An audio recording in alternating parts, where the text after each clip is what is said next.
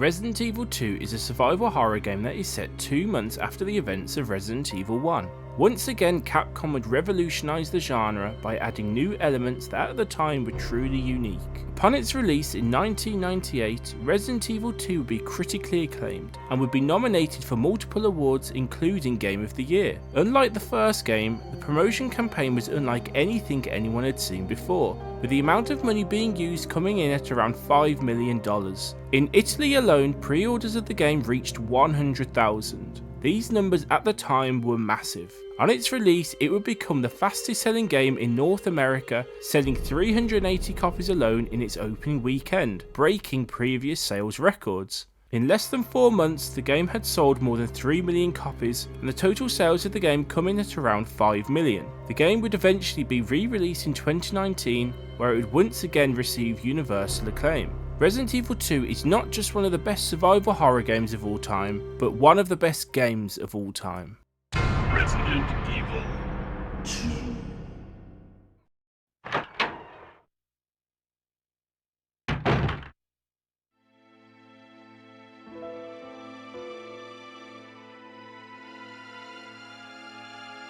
A bizarre incident occurred in the outskirts of an American suburb called Raccoon City. It was later revealed that the terrible disaster had been caused by the T virus, a mutagenic toxin created by the international enterprise Umbrella Incorporated for use in bioweapon experiments. The Raccoon City Police Department's Special Stars Unit immediately began investigation in the affair. The case was apparently closed, thanks to the efforts of STARS members Chris Redfield and Jill Valentine. But the Umbrella Corporation's experiments were far from finished. We start the story in the dead of night. Claire Redfield is entering Raccoon City in the hope of finding her brother Chris Redfield, who we are familiar with from Resident Evil 1. At the same time, rookie cop Leon S. Kennedy is also travelling into Raccoon City after being late to his first day. They may not know it yet, but the two of them are about to enter the world of survival horror.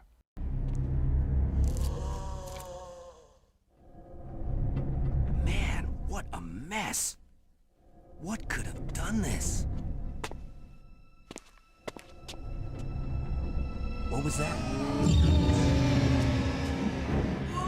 What are these things? All right, that's far enough. Don't move! Don't move. No!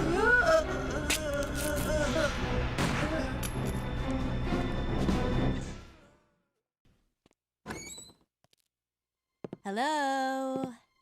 Is anyone here? Hello?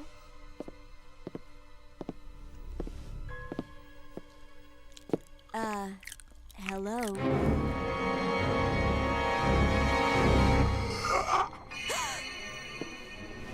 Look, I'm sorry I bothered you, okay?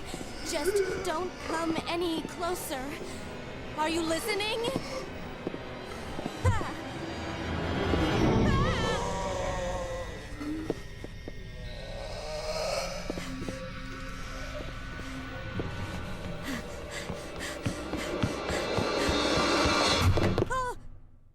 Wait! Don't shoot! Get down! We can't stay out here. Head to the police station. It'll be a lot safer. With the two seemingly surrounded, they are able to escape by using an abandoned cop car. What's going on? I arrived in town, and the whole place went insane. The radio's out. You're a cop, right? Yeah, first day on the job. Great, huh? Name's Leon Kennedy. Nice to meet you. Mine's Claire. Claire Redfield. Despite the two managing to get away, the nightmare is only just beginning.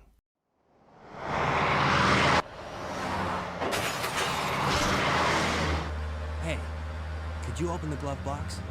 Sure. There's a gun inside. Better take it with you.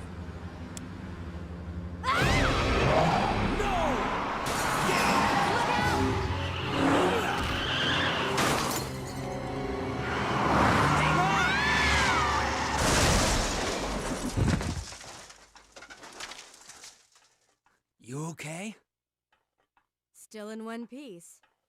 That maniac's gonna whip us! Run!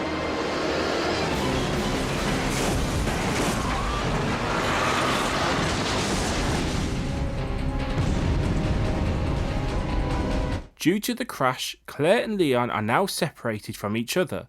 The two must make their own way through the overrun streets of Raccoon City. Claire is immediately swarmed by a number of zombies. She is able to avoid them and takes up refuge in a gun store. What's going on in this town? Hold on. I ain't got no clue, darling. By the time I noticed something was wrong, the entire city was infested with zombies. Leon is also making his way through the streets of Raccoon City during this time. His journey takes him very quickly to the entrance of the Raccoon City police station. He manages to find a key that helps him enter through the side of the building. Leon continues through this area and eventually makes his way towards the RPD helipad, where he witnesses a helicopter crash.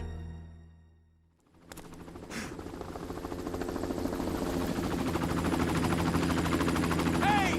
Get over here! Hurry! I can't set her down. I'll drop you a rope ladder. Grab onto it. Come on! Just a little more! Get off me! Stay back! Don't come any closer! Stay back!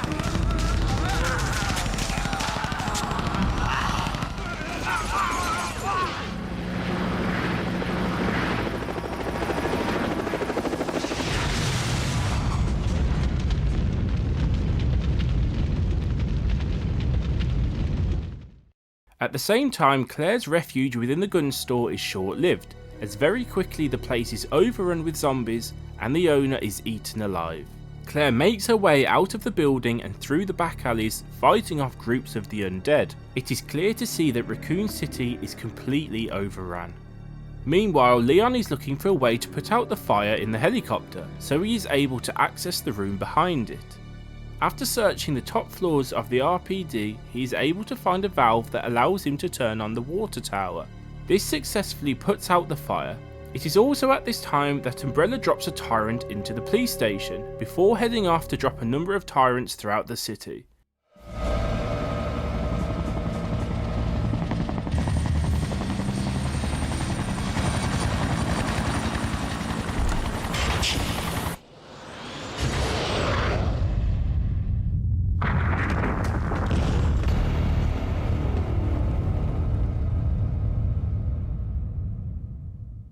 Leon is unaware at this time that it was a tyrant that has been dropped into the RPD, and so he enters the building completely unaware of what he is about to face. As Leon enters the building, he is confronted with the tyrant for the first time.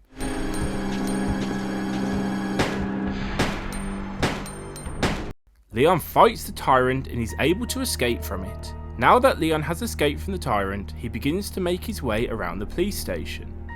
After continuing to fight through the streets of Raccoon City, Claire has finally managed to make her way to the RPD.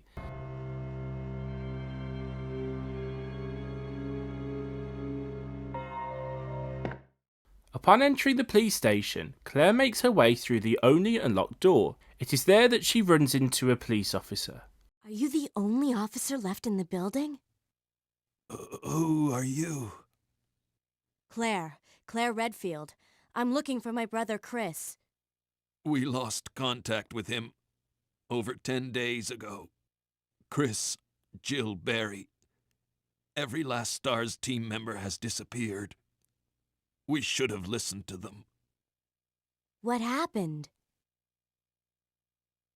About 2 months ago, there was this incident involving these zombie-like creatures in a mansion located in the outskirts of this city. Chris and the other STARS members discovered that Umbrella was behind everything, at the risk of their own lives, but no one believed them. Are you okay? Don't worry about me. Just rescue the survivors in the other rooms. Here, Take this key card. You should be able to unlock the doors in the hall with this. Now go. But Just go. okay. Just hang in there. I'll be back soon. Claire is now aware of what happened to her brother and the rest of the STARS members that went to the Arklay Mountains. Her next step is to find the STARS office in order to see what information she can find on where he could have gone. Now that Claire has the key card, she uses it to unlock the electronic doors around the RPD. It is not long into Claire's search that she runs into a new monster.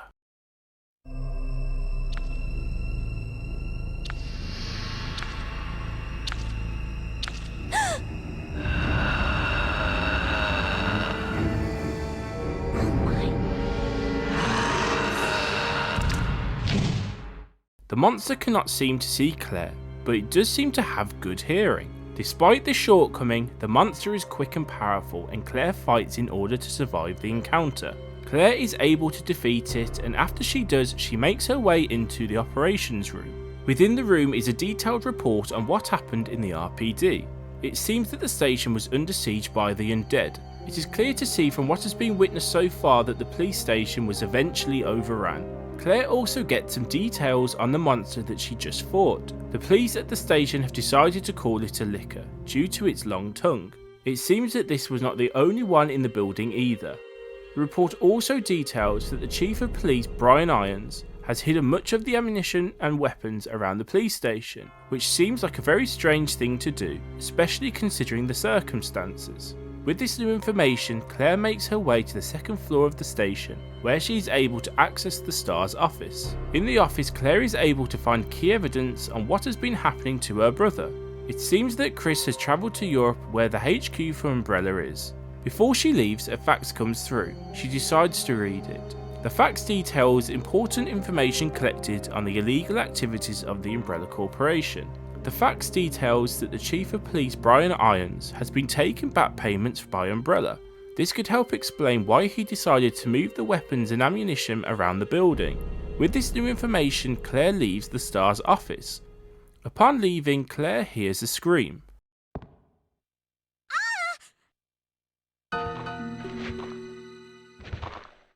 Help me! Meanwhile, Leon is on the upper floors of the police station.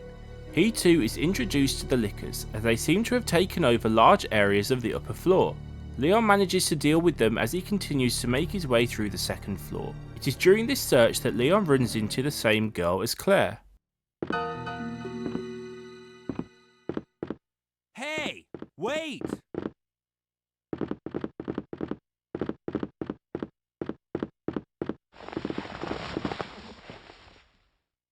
He sees her run up a hallway, and so Leon runs up there to see if he can help her. Before he can, however, she is able to crawl through a small gap. As she does this, the girl drops the diamond key on the floor. With this new key, Leon makes his way back down the hall. It is at this exact moment that Claire runs through the door, looking to find the girl who was running away from the zombie. Leon and Claire are reunited. Leon!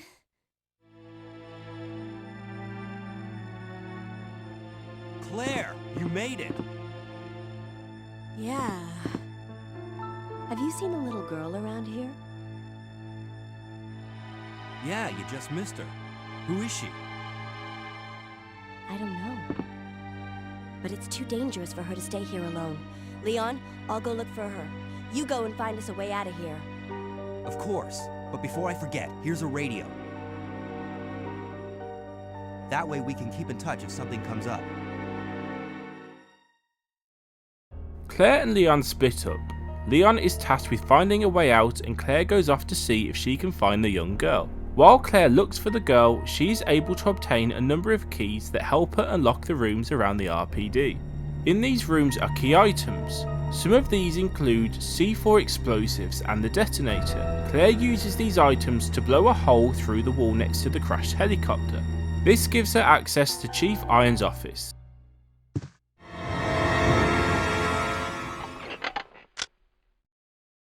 Oh, I'm terribly sorry.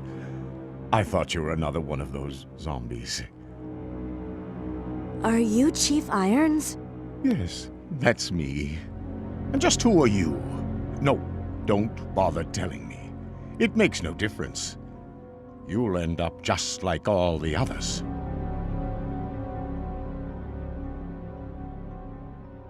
That's the mayor's daughter. I was told to look after her, but I failed miserably. Just look at her. She was a true beauty. Her skin nothing short of perfection. But it will soon putrefy, and she will turn into a zombie within the hour, like all the others. There must be some way to stop it. In a manner of speaking, there is. Either by putting a bullet through her brain, or by decapitating her completely.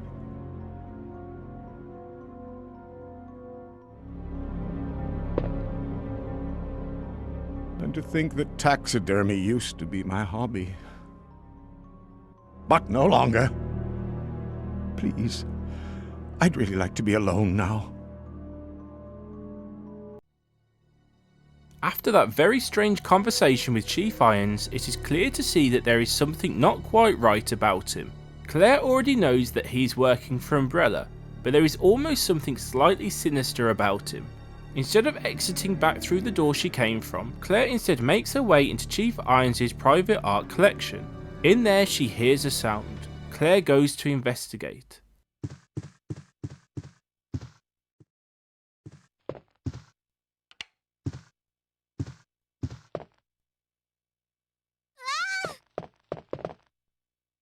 Wait.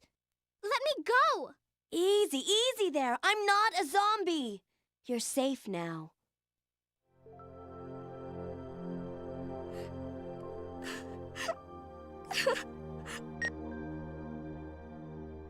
Leon, come in. I found the girl, and I've cleared the wreckage that was blocking the corridor. Got it.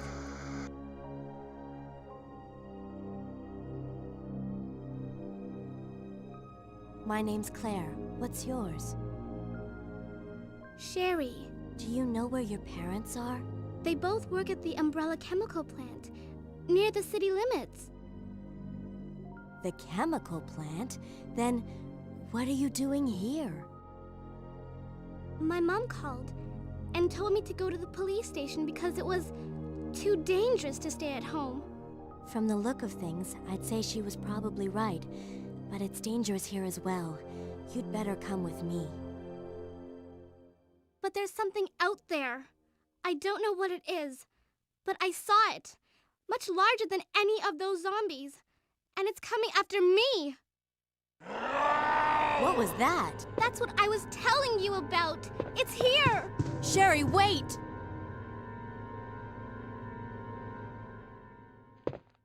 Now knowing her name is Sherry, Claire begins to search for her again.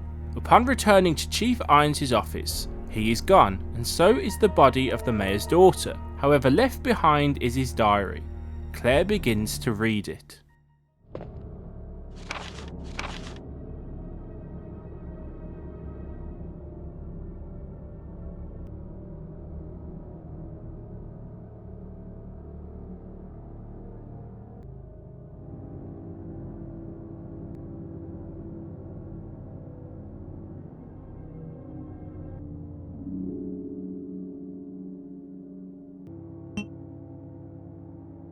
Horrified with what she has read, Claire knows that she must find Sherry. It isn't only the infected that are monsters in this world. Claire makes her way towards the basement area of the RPD in the hope of finding Sherry. Meanwhile, Leon eventually manages to make his way to what would have been his desk. Here he is able to find the heart-shaped key.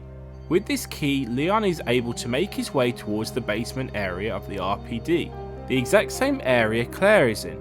Throughout the basement, he makes his way towards the police car park. It is here that he meets Ada for the first time.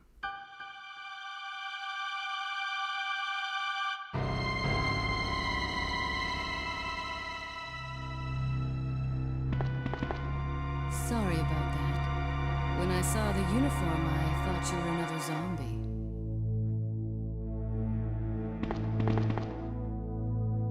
are you? Ada Wong. And what are you doing here? I'm looking for some guy named Ben. He's one of those reporter types, always looking for a scoop.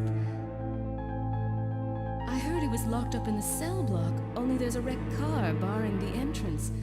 I've been trying to find another way inside.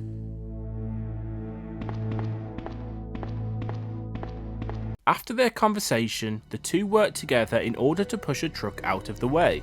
Behind this truck is a door that will take them towards the jail cells. Ada is looking for a journalist named Ben, and Leon decides to help her find him. Not long after going through the locked door, Leon finds Ben, who is not so compliant to get out of his cell. Let me guess. You must be Ben, right? Get up, now! What do you want? I'm trying to sleep here.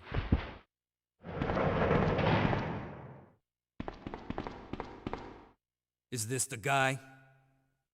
Ben, you told the city officials that you knew something about what's been going on, didn't you? What did you tell them? And who the heck are you? I'm trying to find my boyfriend. His name's John. He was working for a branch office of Umbrella based in Chicago, but he suddenly disappeared 6 months ago. I heard a rumor that he's here in the city. I don't know anything. And even if I did, why would I want to tell you? Okay, I say we leave him in there. Does anyone know where they put the key to this cell? I have it right here, officer. But I'm not about to leave this cell. Those zombies aren't the only things crawling around out there.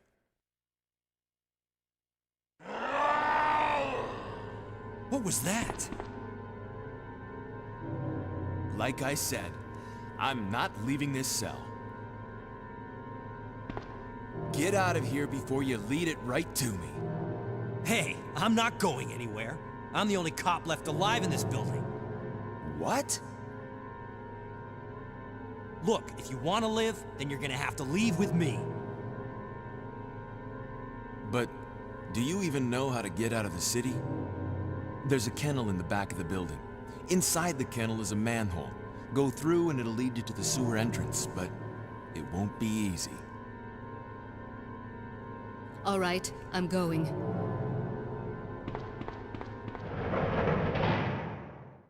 Ada tasks Leon with finding a way out, and he gets on with it straight away. Leon is able to get through a manhole which takes him down into the sewers. It is in the sewer area that Leon and Ada are able to meet up again. After exploring, Leon gives Ada a boost into a new area to see if there is anything there worth finding. As Ada climbs over, she sees Sherry, who quickly runs away.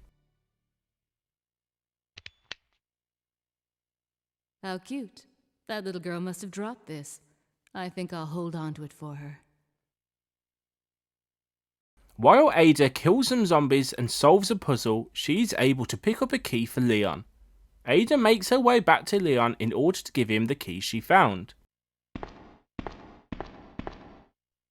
Leon, can you hear me? Ada, did you find anything? Right here.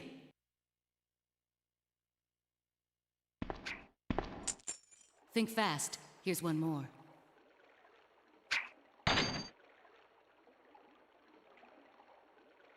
Hey, I can't reach the ventilation hole. I'm going to have to find another way around. I'll catch up with you later. What? Ada, wait!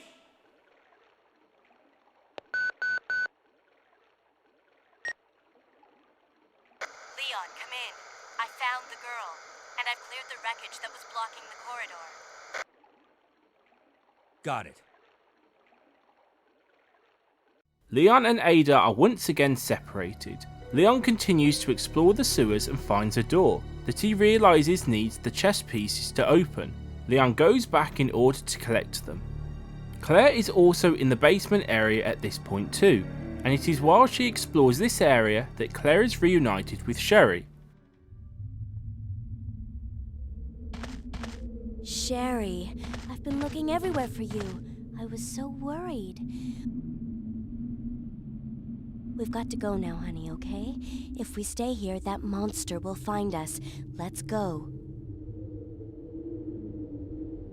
No, I won't. What's the matter? Don't you trust me? It's not that, Claire. It's because of my daddy. He's over there. I heard him call my name. Daddy must have been attacked by the monsters. I have to help him.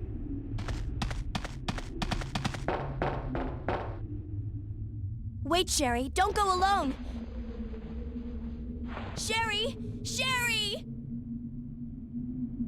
Sherry has climbed away from Claire. She begins to explore the new area to see what she can find. Sherry avoids Cerberus and solves the same puzzles as Ada does.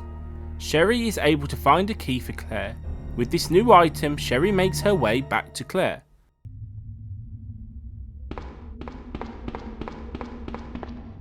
Claire! Are you there? Sherry, are you okay? Did you find your dad? Yes, I'm okay.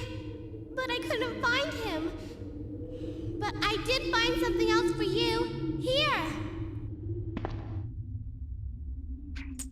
Here's another.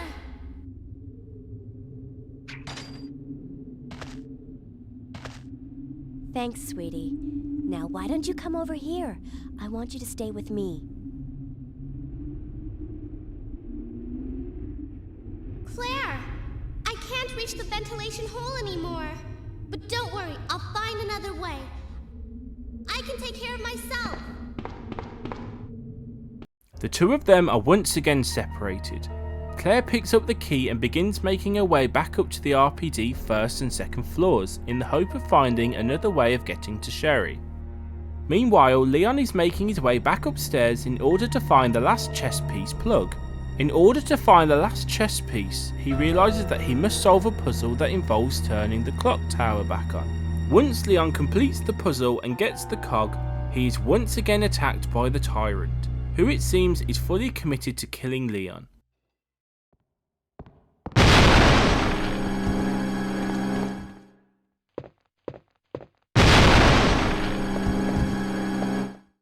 Leon is able to fight his way out of the room and towards the clock tower, turning it back on and grabbing the last chess piece. With this, Leon makes his way back down towards the sewers.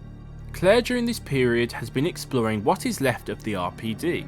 Eventually, after using her new key to explore some new rooms, Claire has everything she needs to figure out the puzzle in Chief Irons' office. As she arrives there, Claire finds that Sherry is there too. Claire! Sherry, you're okay. I'm glad to see you're safe, Claire. The two decide to stick together.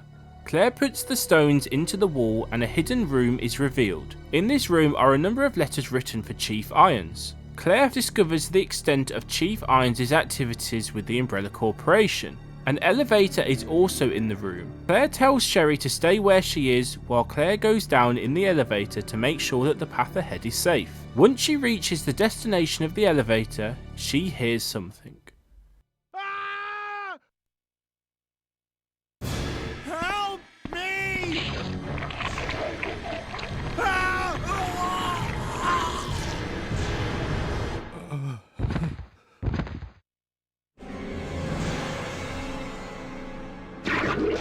By the time Claire gets there, Chief Irons is already infected. It is here that he finally shows his true colours. So you've made it this far. Not bad, girl.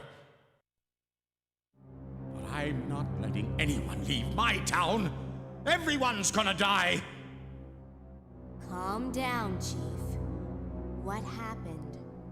Shut up! You couldn't possibly understand what's happened. Those monsters from Umbrella have destroyed my beautiful town. How could they do that to me after everything I've done for them? So it's true. You have been working with Umbrella. Then you must know about the G-Virus. What is it? Tell me! If you must know, it's the agent that can turn humans into the ultimate bioweapons. Superior to the T-Virus in every way. Dr. William Birkin is the genius behind the project. William Birkin? I'm sure you've already seen his little girl running around here somewhere. Sherry, isn't it? In case you haven't already figured it out, the monster that's been tearing my precinct apart is yet another product of the G-Virus. An ultimate bioweapon. Umbrella must be trying to cover its tracks. But if I have to go, I'm going to take you with me. I just can't take the pain!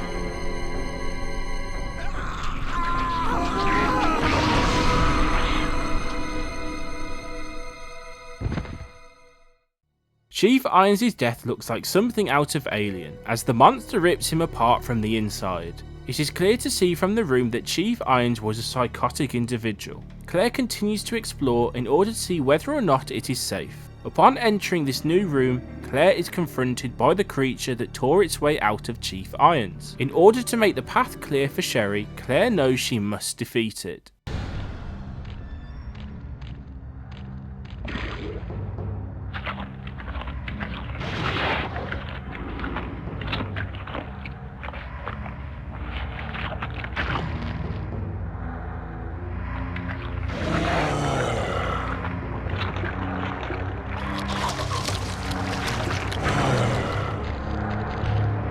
After a difficult fight, Claire is finally able to defeat the monster. With that, Claire makes her way back to Sherry. Once there, she radios Leon to let him know what is happening. While that is happening, Leon is beginning to make his way back down towards the sewers. While Leon makes his way back, Ben is attacked by the same monster that killed Chief Irons. No! Get away! No!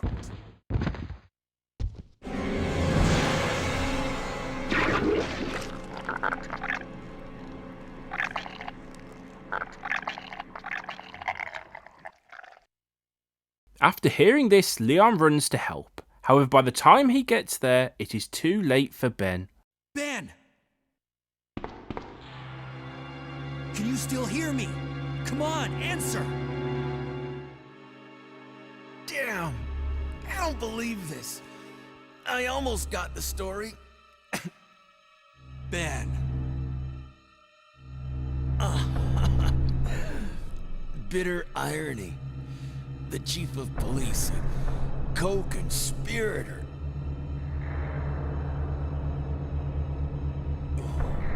Get that scum. Make him pay. Hang in there, Ben!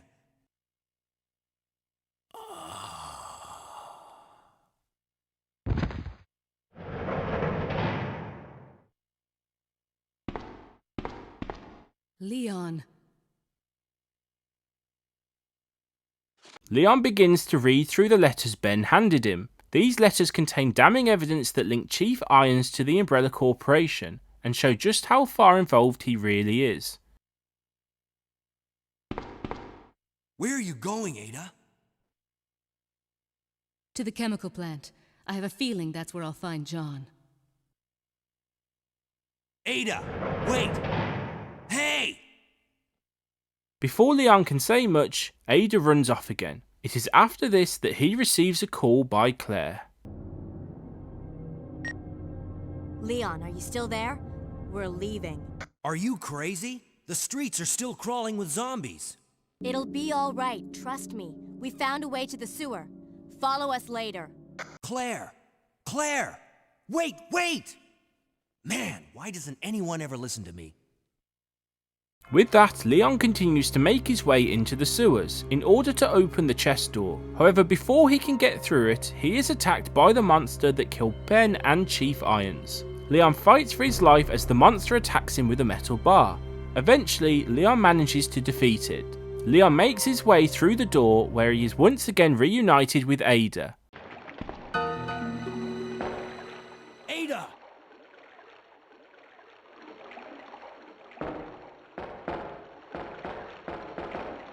What was that all about? Running off like that was reckless and stupid. Those zombies are everywhere, not to mention that thing that got Ben. I was there, Leon. I know. Look, Ada, as an officer, it's my job to look out for you. But we're not going to get through this alive if we don't work together, okay? All right.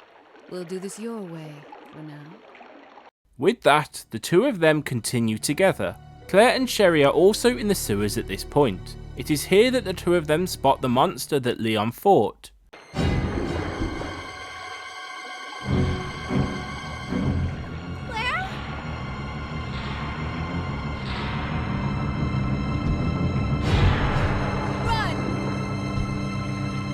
Once the two get away from the monster, Claire and Sherry are separated after Sherry is swept away. Sherry tries to find a way to get back to Claire, while Claire is looking to find a way of getting to Sherry.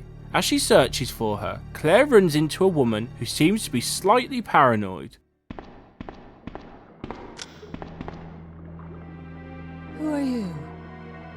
Oh, I see. Another spy sent by Umbrella, right?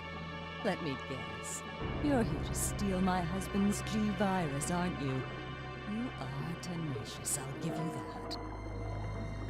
Husband? Then you must be Annette. Sherry's mother? What? Sherry's wandering around alone in the sewers. You have to help me find her. That's impossible. I told her to go to the police station. What's she doing here? William will be after her. William? That's right. The creature that's been causing all this destruction is none other than my own husband.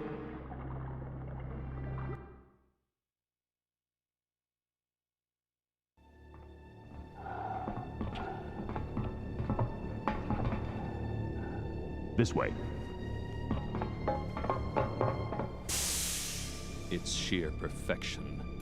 My precious G-Virus. No one will ever take you away from me.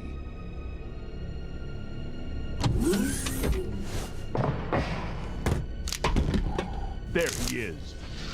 So you finally come. Doctor, we're here to collect the G-Virus sample.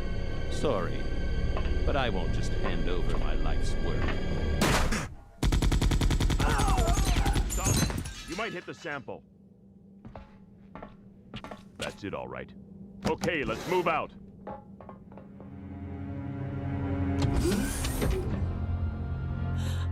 William. Oh my. Hold on, darling. I'm taking care of that bullet wound first.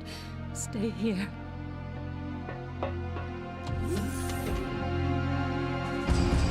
Alpha team, have you retrieved the sample yet? Affirmative. We'll be at the rendezvous point in 1 minute. Roger.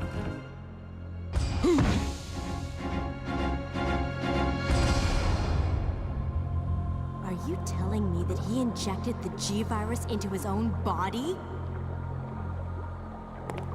The G-Virus has the ability to revitalize cellular functions. What was that? Something's wrong. Let's check it out. Over there! Shoot! Eat this, you freak! The guns aren't stopping it! What is this thing?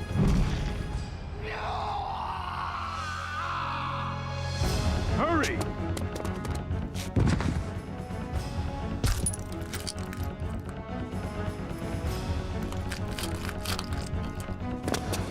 What is this thing? Fire! Fire! You son of a...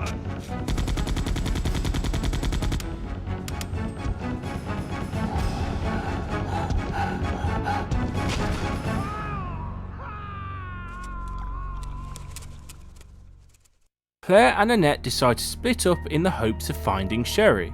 Leon and Ada are in a similar area to Claire and Sherry. It is here that they come across Annette, who tries to shoot them without any hesitation. Ada tries to shoot back, and it is during this confrontation that Leon is shot. With Leon unconscious, Ada continues to pursue the fleeing Annette.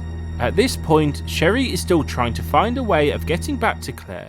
While exploring, she's able to pick up a wolf medal. However, as she does this, something terrible happens.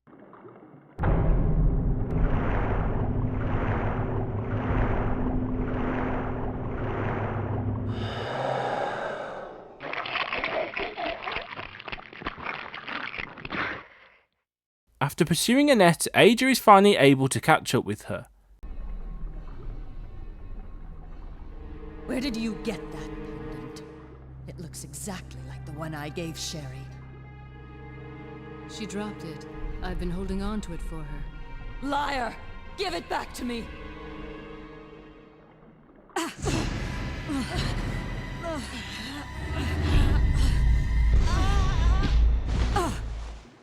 After their fight, Ada continues on. Claire at this time is making her way towards Sherry. Just as she thinks she is there, Claire is attacked by a giant alligator. Claire fights for her life to survive the attack and is able to defeat the monster by shooting a gas canister. Now that it is defeated, Claire makes her way back to Sherry. With the two of them reunited, they begin to search further into the sewers. Leon, who is recovering from his wounds, begins to make his way through the sewers in the hope of finding Ada. Ada has managed to get all the way to the same room that Sherry was unconscious in.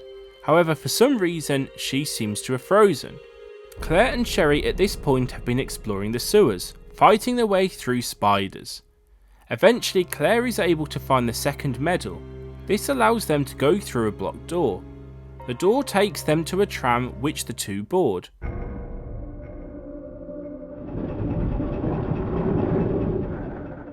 Leon is still searching for Ada. After looking for some time, he is able to find her, and the two converse. I just found out. John's dead. What? Never mind. Let's just get out of here. The sooner the better. Leon and Ada continue together through the sewers and are able to collect the two medals. They use these medals on the same door that Claire and Sherry went through, as the two make their way towards the tram. After getting off the tram, Claire and Sherry make their way through tight corridors, fighting off any zombies in their way. Once they make it through these corridors, they make it to a warehouse, where there is an elevator. Claire activates the elevator and the two get on board. It is at this point that Sherry begins to not feel well. It is at this very moment that something jumps onto the platform.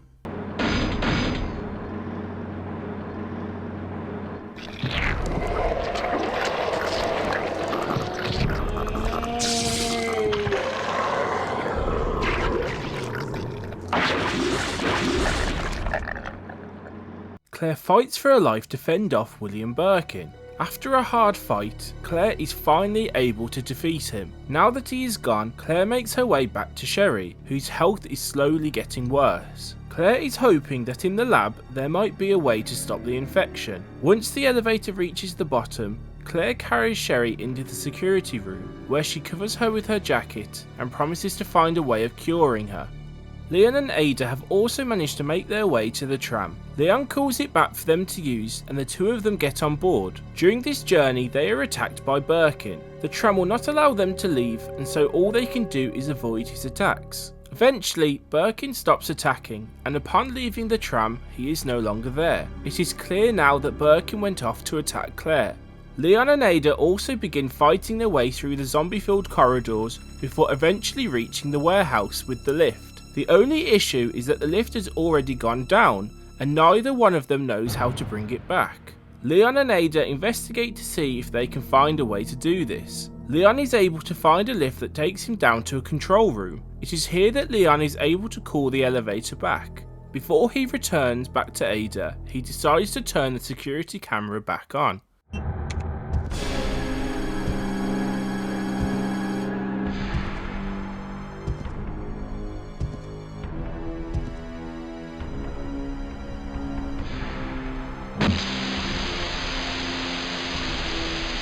Once again, the tyrant has found him. He seems to have made it his mission to kill Leon. Once again, Leon fights the tyrant, hoping that this time will be the last. After defeating the tyrant and leaving the control room, Leon makes his way back to Ada. The two of them board the lift and they begin making their way down into the Umbrella lab. Things are about to take a wrong turn, however, as Ada is attacked by Birkin.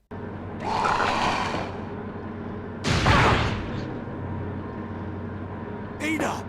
Ada! Can you hear me? Come on, snap out of it! Ada is now unconscious and Leon knows he must go out there and confront William Birkin.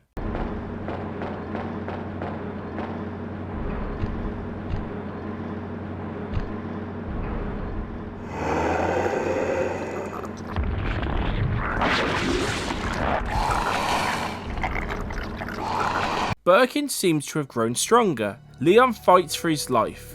He is eventually able to defeat Birkin after a long and dangerous fight. Upon returning to the transport, Ada is not doing too well. Take it easy. We're inside Umbrella's secret lab. I'll go find something to treat that wound, so just rest here in the meantime. But I'll only slow you down with these injuries. Go. Save yourself. To make matters worse, the elevator has stopped due to it overheating, and so Leon is going to have to get into the lab through a different way. Leon leaves Ada to rest. He knows that he needs to find a way to turn the elevator back on. After climbing through some vents, he reaches a new area of the lab. There is an elevator, but it has no power. He knows he needs to find a way to turn the elevator back on so he can get to the same area of the lab as Claire. After solving some puzzles and collecting some items, he is able to do this.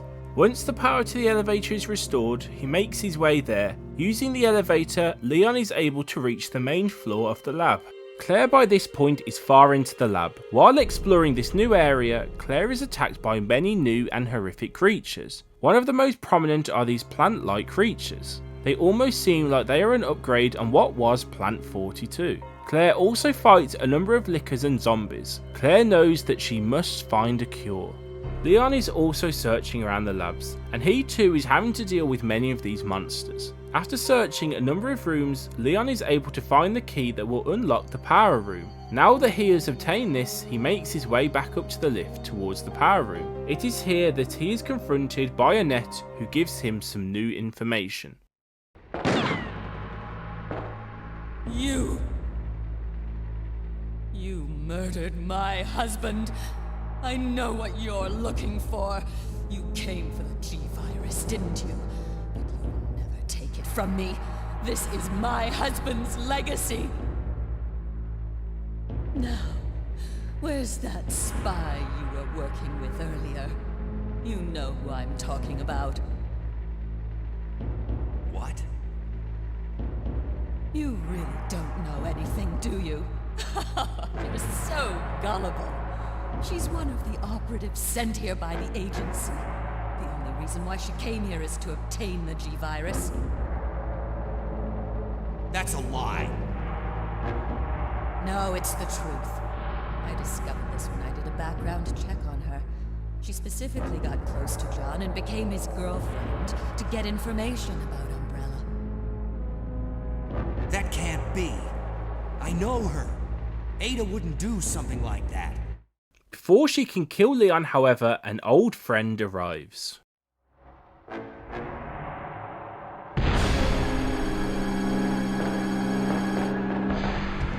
Leon once again has to fight to fend off the tyrant. After doing so, he begins to make his way towards the power room. He uses the key and makes his way into the power room in order to activate the train. However, once he enters this room, Leon is once again confronted by the formidable tyrant. It is at this moment, however, that Ada appears and begins shooting at it.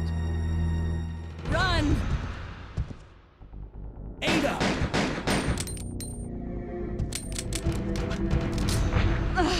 Ada!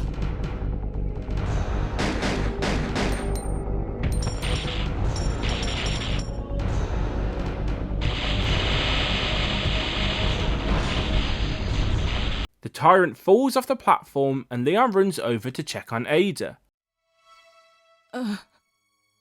Ada. No.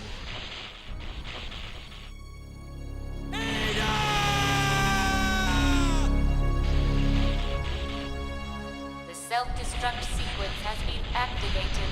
Repeat, the self-destruct sequence has been activated. It is at this point that the self-destruct sequence is initiated, due to the damage done to the power room. At the same time, Claire is trying to find a way to make the cure, but she does not know how. It is at this moment that she runs into Annette. Annette! You killed William. I'll never forgive you for that. Wait! I've just prepared a sample of the G-Virus. And this time, no one will take it from me.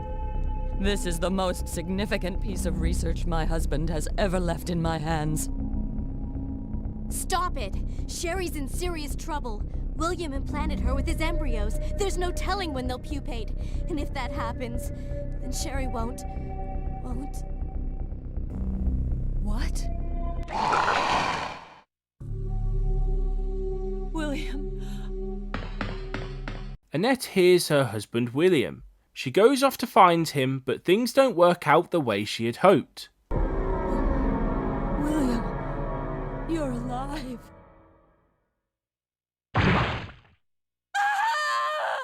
Claire goes over to help, but it is too late and William flees. Before Annette dies, she gives Claire some notes on how to make the cure.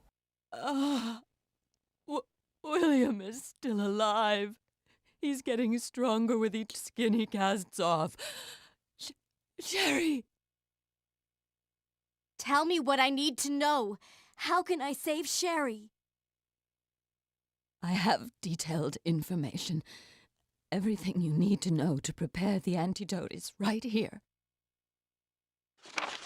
It is at this moment that the self-destruct sequence starts, due to what happened back in the power room with Leon. Claire knows that she must be quick, and so she decides to make her way back to the control room. As Leon leaves the power room, Claire sees him on the monitor.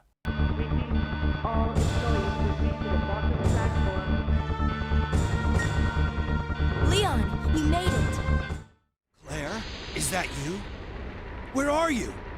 I can see you on the monitor. All employees proceed to the launch platform. But never mind that right now. Leon, you have to go back and get Sherry for me. I left her in the security office. Please, you must save her. Wait a second! What are you gonna do? Where are you going? I still have a few loose ends to take care of. I'm counting on you. Hello? Claire, are you there? Claire! The security office? Leon, who has taken the master key off Ada, begins making his way down to save Sherry. Upon reaching her, Leon carries Sherry onto the elevator and uses the master key in order to transport them to the emergency floor. Once there, he carries Sherry onto the train but realizes that he must restore power. Claire at this point is in the process of making the cure. After running around to different rooms within the lab, Claire is finally able to make it. She is unable, however, to use the same lift Leon has used, as she does not have the master key, and instead she heads through a different room. Within this room is the emergency elevator. Claire calls for it to come, but it is at this moment that she is once again attacked by Birkin, who is continuing to grow stronger. It is also at this time that she is given the 5-minute warning. Claire fights for her life. Birkin is more powerful and it takes Claire a lot to defeat him. Eventually she is able to do it. With this, she gets onto the elevator and heads towards the train. Meanwhile, Leon is trying to find a way to get the power working. He manages to get both the plugs needed to turn the emergency power on. It is at this moment that he is also given the 5-minute warning. Leon rushes to turn the power back on. As he does, he is attacked by a transformed tyrant.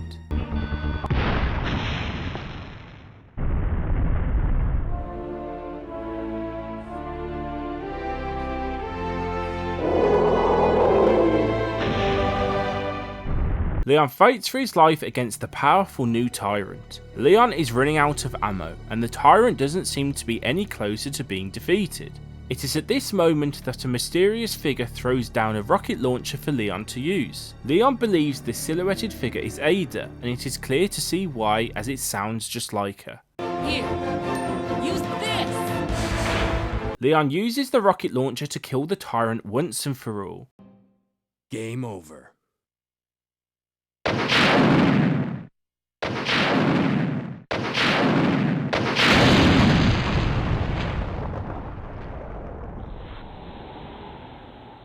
With the power back on, Leon makes his way back to the train.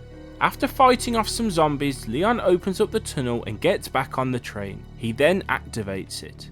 At this point, Claire has finally managed to get off the elevator and sees that the train is beginning to move.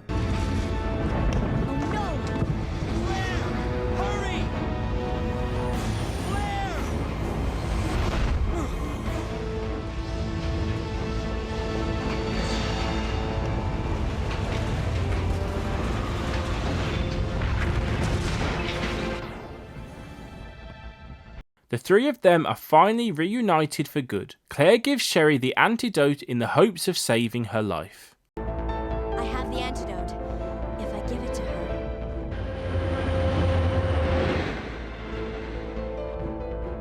Claire, what's happening? Not now.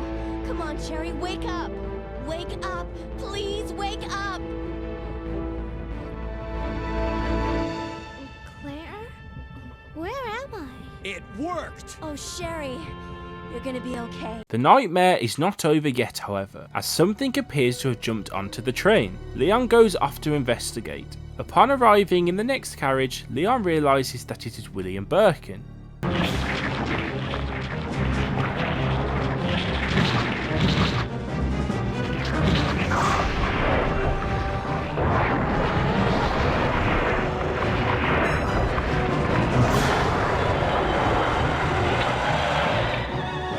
Leon fights for his life to survive as the monster moves towards him. Leon is unable to defeat him, and so he makes his way out of the compartment. William Birkin continues to make his way towards Leon, who cannot get back to Claire due to the doors being locked. Warning, warning. The self-destruct system has been activated. Each train compartment will detonate sequentially. Repeat, each train compartment will detonate sequentially. Claire!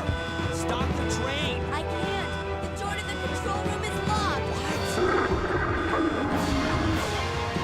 Claire? What is this? Stay back.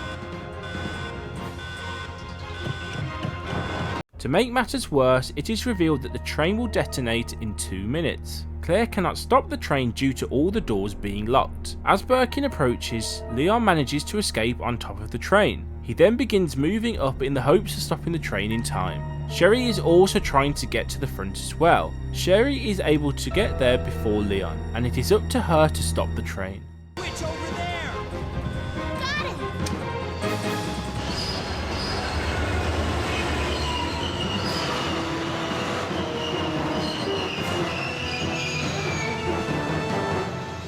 Finally, the exit. Are you all right? I'm okay. Where's Claire? Claire? Claire! Right here. Claire! I guess we all made it. They just won't quit. Come on, we have to get out of here. Run!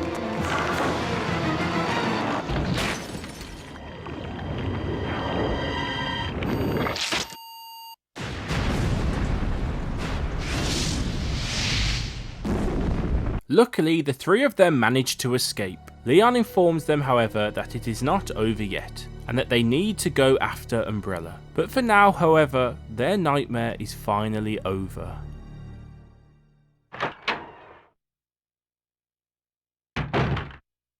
Resident Evil 2 uses fixed camera angles in order to exploit camera angles that are often seen in horror movies. Just as with the first game, this can help set up atmospheres in different areas of the map. For example, its deliberate focus on the windows made you wonder when something was going to crash through them. The camera angles are much better in this game. At no point did my character go back and forth as the camera angle changed at a bad time. Once again, they are used to create suspense, as the player has no idea what is in front of them, despite being able to hear it. The noise the lickers make is a great example of this. You can hear them straight away, but you have no idea where they are coming from. It is such a smart way of creating suspense, and Capcom manages to build off the first game to perfect it in Resident Evil 2. It truly adds a unique element of horror, and I would love for Capcom to make one game where they bring it back. As this is the 1998 version of Resident Evil 2, movement is done with the direction buttons on the left hand side of the controller. It is possible to buy the analog version of the game, but I do not have that. I enjoy the controls as they add to the tension, as every second counts, especially when trying to dodge Cerberus or zombies. The shooting mechanics are still great, although I did struggle more this game than I did in Resident Evil. This was mainly when I shot at lickers. Sometimes I couldn't judge the distance correctly, and so the shot would go straight over them. You are given access to more ammo in this game, but this is mainly because the number of zombies increases dramatically. The RPD especially is full of them. Players therefore have to be careful when using ammo, as vast amounts can run out after clearing just one room. The last area I want to talk about in this section is safe rooms and saving. I love the save rooms in Resident Evil 2 and the music is a nostalgia trip for me. Honestly, the feeling I get when I hear that music is so relaxing. I truly believe that there is no better feeling than coming across a safe room in the Resident Evil universe. The sense of relief you get when entering a save room is a testament to how well Capcom is able to create tension. The saving mechanics also help add to the atmosphere. There were a couple of occasions in this game where I was on the brink of death. I was stressed at having to complete large areas of the game all over again. This is mainly because I try to save as little as possible in order to preserve ink ribbons. There are only so many a player can find, so you have to be careful with how often you use them. I normally go too far, however, and end the game still having 10 of them. There is no autosave in this game. This means that if you die after not saving for a long time, you'll be taken all the way back to your last save. It really helps add to the horror of the game and is another mechanic I wish they would bring back. I know you can do it on the higher difficulties in the new games, but I feel as if it should be an option no matter the difficulty. The saving mechanics in this game really help you realise how important staying alive is, which I believe is something that some modern horror games are not able to do.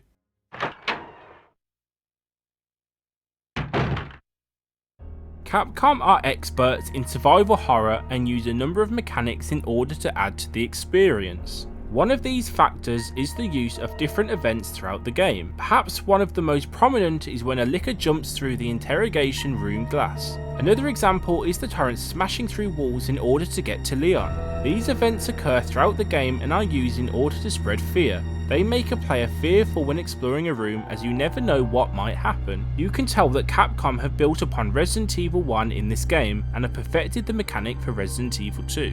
Another factor is the game's use of monsters. Of course you have zombies, who are still one of the best monsters within the Resident Evil universe. Then you have the Cerberus, who also make a return and are just as frustrating as they were in Resident Evil. There is one big monster that needs to be discussed, and that is the Licker. The fact that Capcom introduced the Licker early on really helps set the mood of the game straight away. It makes the player worried about what might come later on if the developers are willing to introduce this monster so early on. The other monsters include the Ivy monsters, the return of spiders, a giant alligator, and the crows. All of these creatures have their own strengths and weaknesses, and it is up to the player to figure out what they are. Once again, Capcom play on the fears that people have, with many of the monsters being based on animals that people fear in everyday life. The other two creatures that need to be discussed are the Tyrant and William Birkin.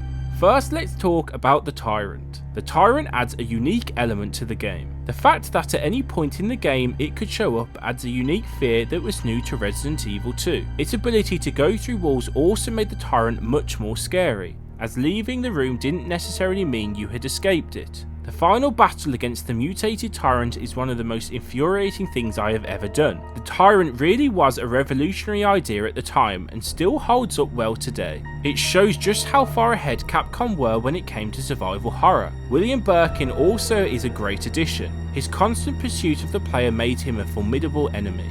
To add to this, his constant change in strength and speed meant that every encounter with him felt harder and more stressful. Both the Tyrant and William Birkin are great examples of how Capcom built from the first game. Other factors include the camera angles, that as already have been discussed create horror by not allowing the player to see what is in front of them. Instead, you can only hear them. As a result, Resident Evil 2 is like one constant feeling of stress. The last point that I also discussed early on in the game is the saving mechanics. Your ability to only have a set amount of saves really helps add to the horror, as dying could see you go all the way back to a save you made an hour ago. I did this quite a lot when I was younger. As I stated before, the saving mechanics in this game really help you realise how important staying alive is. All of these factors are ideas that have been built upon from the original Resident Evil. Combined, they create a truly unique horror experience that Capcom truly was at the forefront of.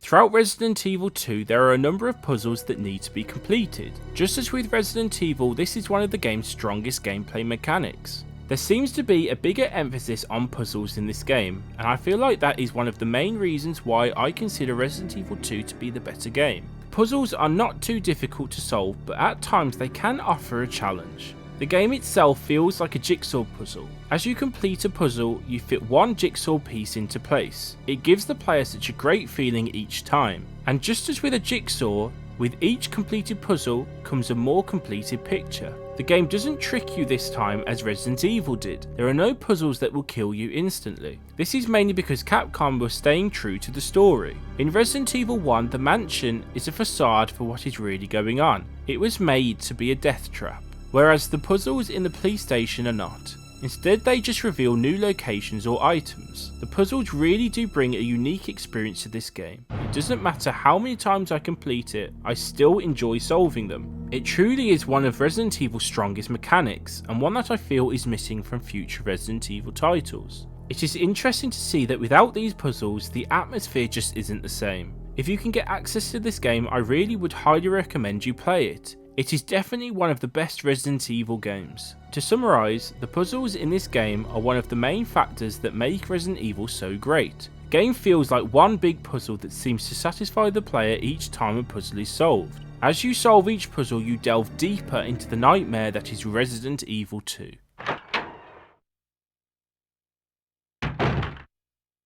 The characters are an area that I did not discuss in Resident Evil, but is an area I really wanted to include for this game. That is not to say that Resident Evil doesn't have great characters. I just feel like a strong component of this game is the main and side characters. Let's start off with Claire. Claire is one of my favourite characters in Resident Evil. I love that she is Chris's sister and that her story is built around her trying to find out where he is. Despite being a civilian, she knows how to handle herself. She seems to be a natural survivor who is able to adapt to what is happening around her. Even Jill throws up in the first game. Claire, however, jumps head first into the world of survival horror, even having to defeat a Licker early on in the game. It seems that each time something new is thrown at her, she rises to the occasion. Secondly, we have Leon. Leon saves Claire right at the beginning of the game, showing exactly what type of character he is. Just as Claire does, Leon is able to adapt to the situation.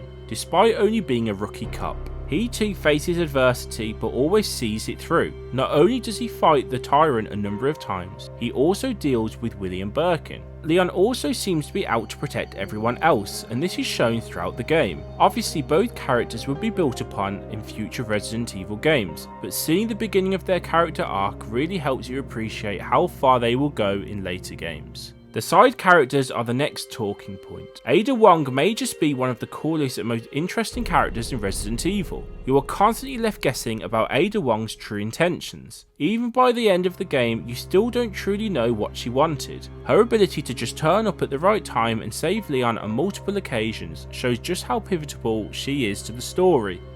Sherry is a character I hated playing as when I was younger, but playing it as I got older was different. Sherry adds a unique experience to Resident Evil. She is just a child who is constantly under threat from the many creatures wandering around Raccoon City. In a way, Claire and Sherry's relationship is very similar to that seen in Aliens between Ripley and Newt. It just makes the story more human and the stakes seem so much higher. Sherry is also very capable of looking after herself. She helps Claire on multiple occasions obtain key items. Even characters like William Birkin and Annette really help add weight to the story. The introduction of the creepy Chief Irons was also great. Overall, Capcom did a great job at creating characters that players would love for many years to come. This is a testament to how good Capcom is at creating characters and storylines.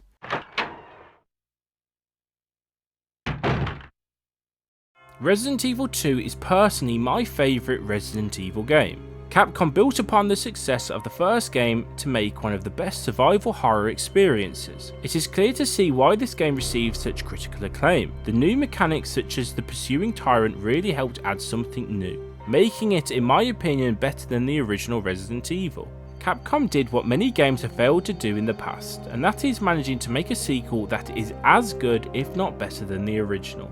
Unfortunately, it is a lot more difficult to play when compared to Resident Evil. My hope is that it is added to PlayStation Plus's classical collection so players can experience the unique fun of Resident Evil 2. Its use of horror, puzzles and gameplay mechanics still make it a unique gaming experience. Resident Evil 2 will go down in history as one of the greatest games of all time. Are you ready to re-enter the world of survival horror?